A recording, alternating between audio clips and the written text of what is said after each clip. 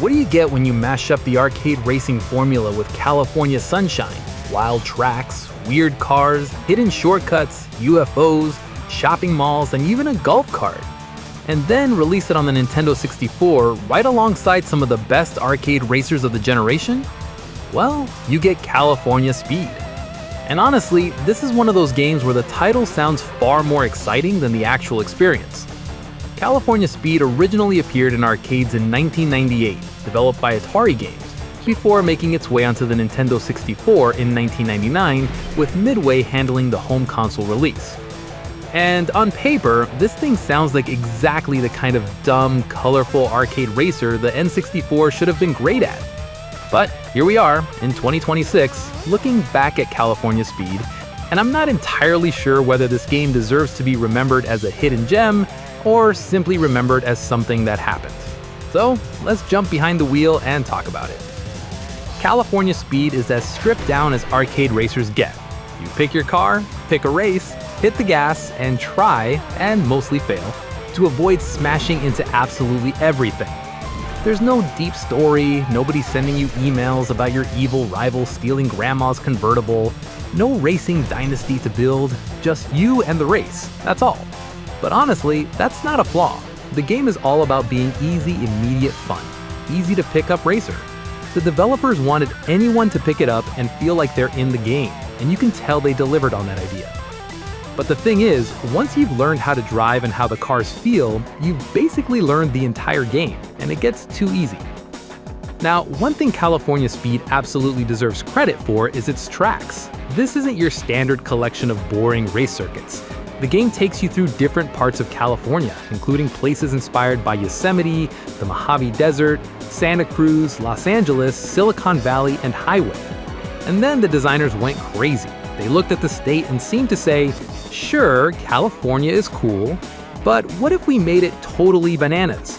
You race through shopping malls, race around theme parks, fly over bridges, and blast past famous landmarks. Some tracks even throw in UFOs and a roller coaster. Yes, a roller coaster, because I guess just barreling down the Pacific coast isn't enough. Still, this is where the game shines. It's got that late 90s arcade energy, bright colors, goofy style, total disregard for realism. You can even do it in a golf cart, so forget real sports cars and brands here. Now, let's talk about where things start to fall apart, because while the tracks can be imaginative, the actual racing isn't particularly exciting. And this was something critics noticed even when the game was new. GameSpot gave the N64 version a 4.6 out of 10, criticizing the shallow gameplay, repetitive racing, simplistic computer opponents, and lack of meaningful strategy. And yeah, that's still accurate. The AI feels like it's just following a dotted line. No one's really racing you, they're just kind of there. Shortcuts add a little spice, but not enough. There's no real tactics like you'd find in other racing games, and no crazy mayhem like in Mario Kart. Compared to Rush or Cruz and USA, California Speed just doesn't make your pulse race. You're technically going fast, your speedometer says so, but it often feels like standing still while numbers go up. Your eyes basically roll at your dashboard when it claims you're going 145 miles an hour. And then there's the N64 presentation. California Speed isn't ugly, far from it. For the N64, some environments still look decent. Colors pop, the scenery gets creative, and there's a lot going on in the backgrounds. But wow, does it ever show its age. Jagged edges, texture pop in, some mild animation freakouts when things get hectic. Reviews from the early 2000s were divided. Some loved the colors, others winced at the rough edges. And honestly, that's a fair call. While you're cruising, things look fine. Stop or crash to take in the view though, and you can almost hear the N64 wheezing. The sound isn't exactly a highlight either. The music is very much late 90s arcade racing music. It's there, it does its job, and then 5 minutes later you're wondering why you're hearing the same thing again. GameSpot was particularly unimpressed with the audio, describing the music as bland and cheesy, although thankfully the game gives you the option to shut it off, which is always a good sign. When the game's own menu gives you an escape route from the soundtrack, you might want to take it. So, from the 2026 perspective, the game is not a hidden gem, and that's okay. It's a game with fresh ideas, but just average execution. The tracks are the highlight. The crazy environments and goofy vehicles give it a lot of personality. The simplicity can be nice if you just want to race without wading through menus and upgrades.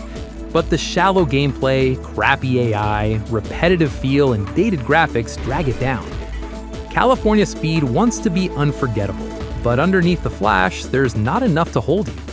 It's frustrating because the foundation could have been something really cool. Imagine if it had deeper racing, better handling, or more interesting shortcuts. People might love it even almost 27 years later. Instead, California Speed is parked alongside 100 other N64 games people recognize but almost never talk about. And maybe that's just fine. It's not the worst racer on the system, honestly not even close. But it's one of those games you finish, look at the screen and think, that was alright, but do I want more? And in racing games, that's a problem. This whole adventure is a quirky slice of late 90s arcade style. Colorful, ridiculous, a little ambitious, and ultimately overshadowed. But hey, if you're digging through retro titles in 2026 and stumble onto it, give it a spin. Just don't expect the next Cruz and USA clone. And watch out for your golf cart, which handles like a Ferrari.